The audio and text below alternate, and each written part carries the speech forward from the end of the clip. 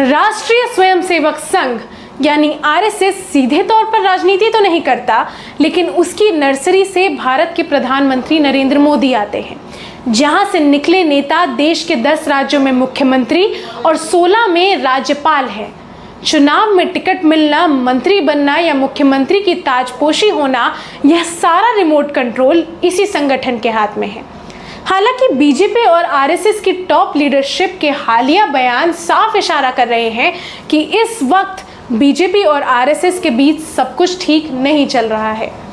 BJP अध्यक्ष JP Nadda ने हाल ही में एक बड़ा बयान दिया, जिसमें उन्होंने कहा कि आरएसएस एक सांस्कृतिक संगठन है, जबकि भाजपा एक राजनीतिक संगठन है। हर किसी का अपना काम है। शुरुआत में हम कम सक्षम और छोटे थे, उस समय हमें आरएसएस की जरूरत थी।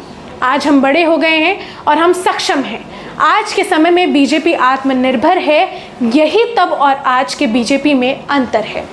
उसके बाद ही आरएसएस के सरसंघ चालक मोहन भागवत 10 जून को नागपुर के एक कार्यक्रम में कहते हैं कि एक सच्चा सेवक मर्यादा बनाए रखता है। वह काम करते समय मर्यादा का पालन करता है। उसमें यह अहंकार नहीं होता कि वह कहे कि मैंने ये काम किया। केवल वही व्यक्ति सच्चा सेवक कहलाता है।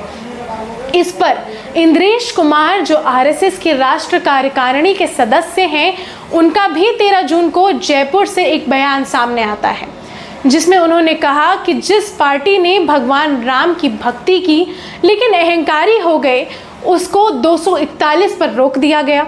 लेकिन वह सबसे बड़ी पार्टी बनी। जिनकी राम में कोई आस्था नहीं थी, उन्हें एक साथ 234 पर रोक दिया गया। लोकतंत्र में राम राज्य का विधान देखिए। जिन्होंने राम की भक्ति की लेकिन धीरे धीरे अहंकारी हो गए, वह पार्टी सबसे बड़ी पार्टी बनकर उभरी, लेकिन भगवान ने उनके अहंकार के कारण उन्हें रोक दिया। 2019 लोकसभा चुनाव के बाद से ही बीजेपी और संघ के बीच टकराव बढ़ने शुरू हो गए थे।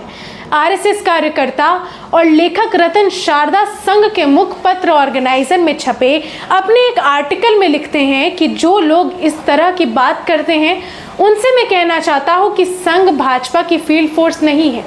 दुनिया की सबसे बड़ी पार्टी बीजेपी के पास अपने कार्यकर्ता हैं। अब आरएसएस और बीजेपी के बीच 2019 के बाद से टकराव जो बढ़ रहा है, इसकी कई वजहें हैं, लेकिन आपको बताती हूँ सबसे 6 बड़ी वजह क्या दिखती है। पहली वजह, कृषि कानून और श्रम सुधार कानून। 3 जून 2022 को जब केंद्र में नरेंद्र मोदी सरकार ने 3 कृषि बिल को संसद के दोनों सत्र सदन में पास किया, तो देश भर में आंदोलन शुरू हो गया। आरएसएस से जुड़े भारतीय किसान संघ यानी बीकेएस ने भी किसानों का समर्थन किया। बीकेएस के महासचिव बद्री नारायण चौधरी ने कहा कि यह कानून बिजनेसमैन को फायदा पहुंचाने वाला और इससे किसानों का जीवन मुश्किल होने वाला है। किसान संघ ने गांव स्तर पर इसके खिलाफ प्रस्ताव भी पास किया था। जनवरी 2022 में आरएसएस से जुड़े एक दूसरे संगठन भारतीय मजदूर संघ ने श्रम कानून में सुधार के खिलाफ मोदी सरकार को पत्र लिखा। इस पत्र में श्रम सुधार कानून को बड़े बिजनेसमैन को लाभ पहुंचाने वाला बताया।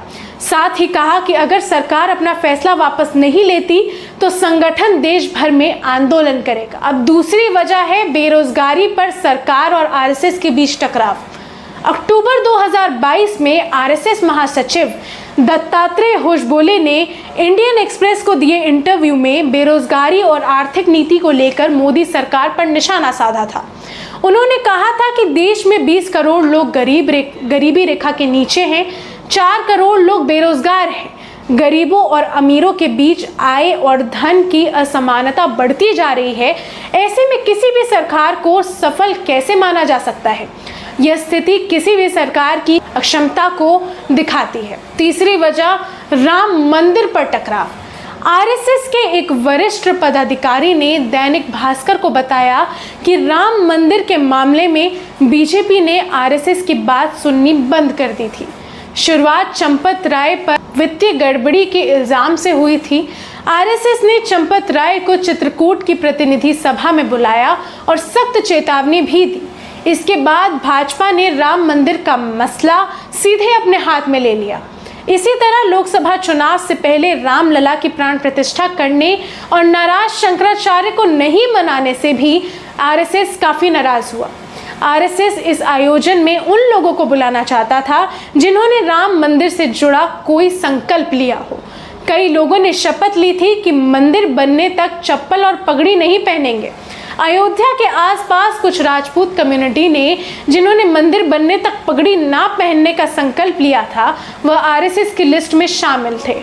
इन लोगों को तरजीह नहीं दी गई। इसी तरह प्राण प्रतिष्ठा के मौके पर पीएम मोदी ने खुद पूजा करने का फैसला लिया था। आरएसएस नहीं चाहता था कि कोई राजनीतिक व्यक्ति यह जिम्मेदारी ले। आरएसएस चाहता था कि यह जिम्मेदारी किसी बड़े धर्मगुरु, संत या फिर लाल कृष्ण आडवाणी को दी जाए जिन्होंने राम मंदिर आंदोलन की अगुवाई की थी। चौथा कारण था दल बदलुओं को एंट्री और टिकट देने का विरोध। आरएसएस मुख्य पत्र ऑर्गेनाइजर के संपादक प्रफुल्ल केतकर के मुताबिक बीजेपी को यह आकलन करना चाहिए कि दागी नेताओं को दल में एंट्री देने से क्या भ्रष्टाचार मुक्त राजनीति के एजेंडे पर पार्टी की छवि को कुछ नुकसान हुआ है। पूरे महाजन को मुंबई नॉर्थ सेंट्रल से टिकट नहीं दिए जाने पर राज्य के सीनियर आरएसएस कार्यकर्ताओं ने नाराजगी जाहिर की थी। साफ है कि कई सीटों पर दल बदलुओं और दागी को टिकट दिए जाने से आरएसएस में नाराजगी थी। पांचवा कारण पर्सनालिटी कल्ट का विरोध। सीनियर जर्नलिस्ट आरती जरत के मुताबिक आरएसएस को पर्सनालिटी कल्ट की शैली पसंद नहीं आती है। अटल और आडवाणी ने भी यह शैली नहीं अपनाई थी। बीजेपी के यह दोनों बड़े नेता पार्टी में अपने उत्तराधिकारियों को तैयार करके गए थे। बीजेपी और संघ के कार्यकर्ता इसी मॉडल के आदी हैं।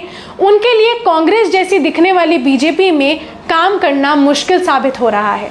सीनियर जर्नलिस्ट दीप हलदार रस के एक सीनियर अधिकारी के हवाले से कहते हैं कि संघ चाहता था कि भाजपा का 2024 का लोकसभा चुनाव अभियान मोदी की लोकप्रियता, राष्ट्रीय सुरक्षा और सांस्कृतिक तीनों मुद्दों पर हो। हालांकि लोकसभा चुनाव में पूरा संदेश सिर्फ मोदी की गारंटी तक सीमित होकर रह गया। छठा और आखिरी कारण ग्राउंड पर बीजेपी और आरएसएस में कोऑर्डिनेशन का अभाव। आरएसएस सदस्य रतन शारदा संघ के मुख्य पत्र ऑर्गेनाइजर में लिखते हैं कि आरएसएस बीजेपी की कोई फील्ड फोर्स नहीं है। कई जगह से जानकारी मिली है कि इस बार बीजेपी ने आरएसएस कार्यकर्ताओं से सहायता नहीं ली। इंडिया टुडे रिपोर्ट में दिल्ली के रोहिणी इलाके में एक बीजेपी सदस्य ने बताया कि पहले संघ भाजपा सदस्यों को अपनी बात रखने के लिए प्रशिक्षण शिविर आयोजित करता था। चुनाव का मौसम हो या ना हो, शिविरों का आयोजन नियमित रूप से होता था। हालांकि पिछले 1 साल से इस इलाके में ऐसा कोई प्रशिक्षण शिविर आयोजित नहीं हुआ है। तो यह थी कुछ ऐसी वजहें जिससे साफ होता है कि भाजपा और आरएसएस के बीच नाराजगी बढ़ रही है। अब देखना यह होगा कि यह कब तक चलता है और इससे भाजपा को 2024 की तरह नुकसान देखने को मिलता है या नहीं। ऐसी ही और खबरों के लिए जुड़े रहे द पिलर के साथ।